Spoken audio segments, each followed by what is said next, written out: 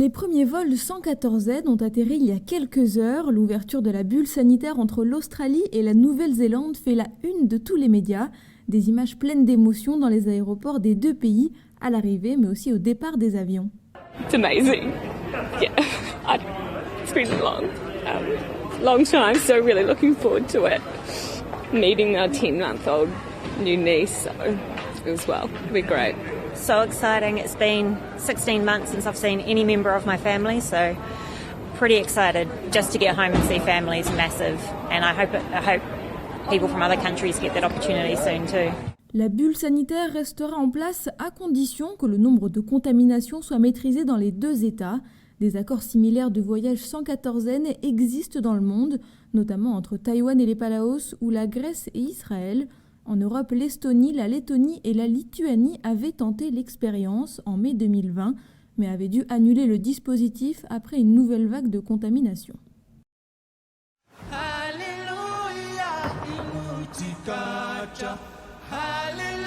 Les évangélistes de Samoa sont arrivés en avril 1841 à Marais. Et ils sont restés jusqu'en 1853-54, juste avant l'arrivée des missionnaires anglais de la LMS, la London Missionary Society. Il faut maintenant avoir un seul Dieu. Hein? Ça, c'est la parole qui a été prêchée à l'époque. Dire au grand chef, tu dois avoir un seul Dieu, tu ne dois pas faire tu dois une seule femme, tu ne dois plus avoir plusieurs femmes. Ça, c'est un peu la parole qui a été annoncée à l'époque. Ça, c'est l'effet après de l'évangélisation, c'est pas seulement la prédication de la parole, la bonne nouvelle, mais il y a aussi des actions concrètes que les missionnaires ont organisées. Il y a eu la Croix-Rouge, qu'on appelle la Croix-Rouge là-bas, et puis en même temps la Croix-Bleue. La Croix-Bleue, c'est la lutte contre l'alcoolisme.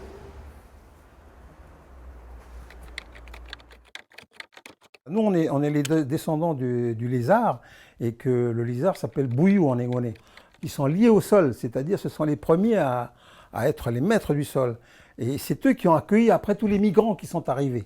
Nous, les clans, le clan Amakal, qui faisons partie de ce qu'on appelle les clans du lézard, eh ben, c'est ça qu'on a accompli de façon à ce que le christianisme puisse arriver dans de bonnes conditions. C'est-à-dire, voilà, on a pacifié l'endroit, ce qu'on appelle le clan Atania, c'est-à-dire les notables du pays, eh bien, on a pris la décision de passer à une nouvelle façon de vivre.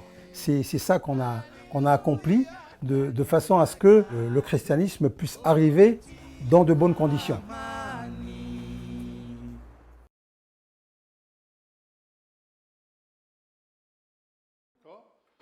Est-ce qu'il y a des mots Zéhou que vous connaissez déjà? Je parle pas, je parle un petit peu les mots du quotidien. Par Après, exemple viens manger, viens boire, va dormir, arrête de faire ça. Laura est originaire de Lifou. Cette conseillère en économie sociale et familiale comprend couramment le djéhou, mais elle ne le parle pas. Un manque ressenti comme un frein à son épanouissement personnel et professionnel. Alors j'ai décidé de m'inscrire parce que c'est l'opportunité pour moi de pouvoir apprendre ma langue, vu que je comprends, mais je ne sais pas la parler, en tout cas tenir une conversation. Et ça, c'est mon plus grand regret, de ne pas pouvoir le faire avec ma famille, mes enfants et les familles que je peux accompagner. Donc c'est un plus. Je ne suis pas complète là. Là, j'ai l'impression de pouvoir prendre quelque chose qui m'appartient parce que je ne l'ai pas. Comme Laura, Christine fait partie également des 12 non-locuteurs venus apprendre les bases du djéhou. Arrivée depuis 10 ans sur le Caillou, cette enseignante à la retraite désire apprendre cette langue pour pouvoir converser avec sa famille de cœur de Lifou.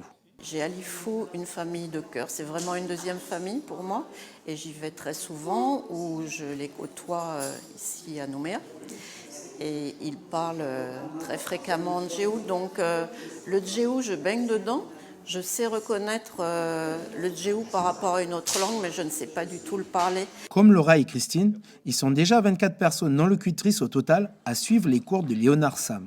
Ce professeur de lettres à la retraite, docteur en linguistique et spécialiste du djéhou, a développé une méthode spécifique pour apprendre la langue aux non-locuteurs. Une méthode qui est basée sur ce qu'on appelle la linguistique de l'énonciation. la linguistique de l'énonciation. Ça veut dire que les mots n'ont de sens que dans un énoncé, mais pas seulement. Et un énoncé, ça s'exprime aussi dans un contexte d'énonciation. Les premiers cours affichent déjà complet. D'autres langues devraient être enseignées à partir de l'année prochaine, comme le Hadjié, la langue parlée à Wailou, ou le Négoné, celle de Maré. Et on a remarqué qu'elles se sont déplacées. Avant, elles étaient plus en bout de crête, quoi, mais maintenant, du coup, elles sont plus proches vers du l'intérieur. ouais. Quelques jours après le cyclone Niran, les roussettes ont quitté leur emplacement habituel pour s'installer sur cet arbre. De plus, leur nombre a semble-t-il diminué. Ce jour-là, c'est le début de la mission pour les gardes nature. Une fois par an, les agents provinciaux passent 3 nuits sur le terrain afin d'observer les colonies. Nombre d'individus et comportements sont appréciés. L'IAC avec l'IMBE et l'IRD analyse les données de suivi des gardes nature, des comptages qui sont faits depuis 2010 et on remarque que la population de roussettes elle est en déclin sur l'ensemble de la Grande Terre. L'observation se passe à la tombée de la nuit lorsque les roussettes se déplacent pour manger. Munis de jumelles et de compteurs, le groupe s'est posté face au nid de l'autre côté de la plage. Après le cyclone, en fait, elles étaient tous éparpillés en petits nombres sur plusieurs arbres. C'est pas comme Voilà, regroupés sur un seul.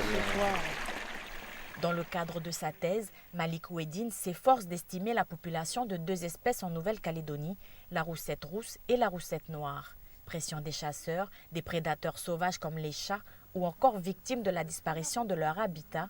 Selon les données scientifiques enregistrées ces 10 dernières années, ces chauves-souris sont menacées. Au début, on compte comme ça. Au début, c'est bon. Et puis dès qu'on c'est par paquet, des paquets de 10 ou des paquets de 20 ou des paquets de 30, 50, il y a que 100. C'est plus ou moins 10%, tu vois. Après, il arrive que c'est jamais exact, mais au moins on a de la donnée maintenant depuis 10 ans. Ce soir-là, l'observation a été compliquée par la couverture nuageuse, mais une centaine d'individus a été répertoriée. Les données restent cependant confidentielles, mais les agents confirment que la colonie a rétréci. Sur l'ensemble du pays, les derniers cyclones ont détruit les nids et la nourriture s'est raréfiée, rendant les animaux plus vulnérables. En conséquence, en province nord, l'institution appelle la population à limiter leurs prélèvements.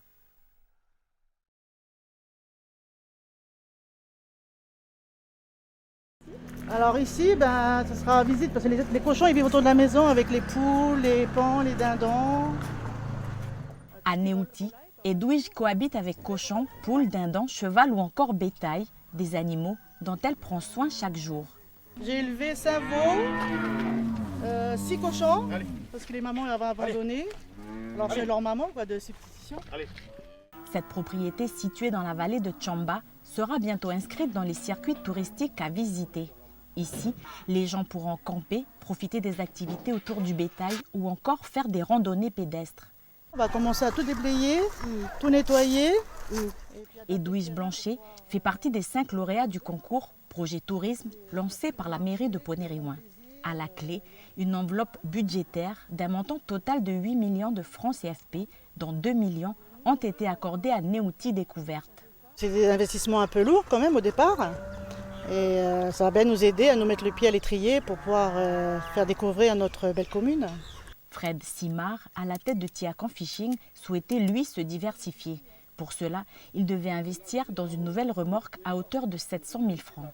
Oui, c'est vraiment nouveau. Elle a à peine 3 jours, 4 jours. Donc voilà, elle est installée déjà.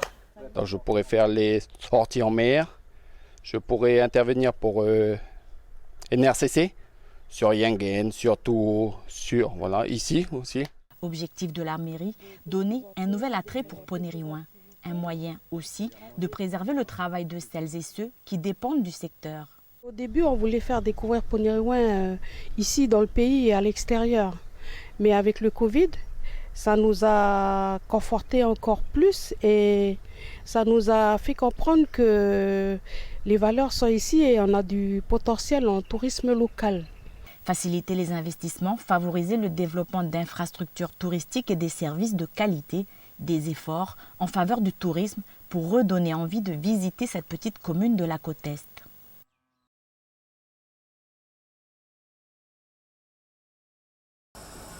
Le chantier est en pleine effervescence. Après plusieurs mois de travaux, il ne reste plus rien de l'ancienne bâtisse de l'université. Le Fonds social de l'habitat construit 58 logements aidés, 43 logements locatifs dits intermédiaires et 800 mètres carrés de commerce donnant sur la rue. On est à peu près dans les délais. C'est toujours un peu délicat. On a fini toute la partie terrassement et on est à pied d'œuvre sur le gros œuvre, donc la partie béton. Pour tenir les délais, le FSH a dû jongler avec de multiples contraintes financières notamment. C'est qu'on a dû démolir les bâtiments de l'ancienne université et au préalable les désamianter, bien sûr, dans le respect de la réglementation. Et puis, d'autre part, ici, le long de la rue Chorvolino et avec la proximité de l'aérodrome, on a un niveau sonore qui est élevé. Donc, on a eu des exigences particulières sur la qualité de l'isolation acoustique. Courant 2023, on va livrer la totalité, donc vraiment, on va livrer tout ensemble, les logements intermédiaires, les logements aidés et les commerces. Et on va essayer donc d'ici là de trouver des acquéreurs pour tous les commerces, de manière à ce que tout puisse effectivement ouvrir en même temps. 2,8 milliards de francs ont été investis dans ce projet qui bénéficie de la défiscalisation. Ici, les vols à la tire, ici à l'hôtel. Les vols, on calcule les moments des repas. Simon et Pierre Chanel sillonnent le village. Ils sont attentifs à tout comportement suspect. Tous deux sont membres du comité d'accompagnement et de suivi des actions de prévention, le CASAP, un collectif de citoyens créé récemment. La seule tournée où j'ai eu un jeune, c'était ici, là, samedi. Il s'est arrêté pour savoir ce qu'il faisait, donc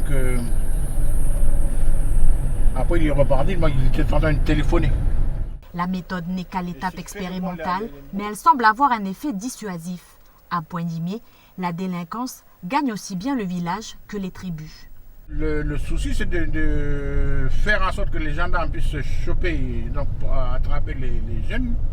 Et puis après, de là, on commence un mouvement d'éducation qui se met en place. Quelques jours plus tard, les deux hommes se réunissent avec d'autres partenaires du collectif. Dans notre quartier, on sait que on a un souci, on voit quelque chose de pas trop bien, hop, on envoie le petit message au voisin. Le voisin envoie à l'autre voisin, ainsi de suite. Des alertes par SMS, des rondes dans les quartiers ou encore une ligne directe avec la gendarmerie en soirée.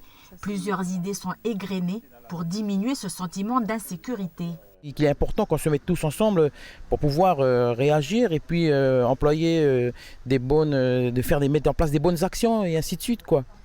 Au pays, plus d'un cambriolage sur deux est commis par un mineur. Ils sont à l'origine de 27% des faits de délinquance et de près de 60% des cambriolages et des vols de deux roues.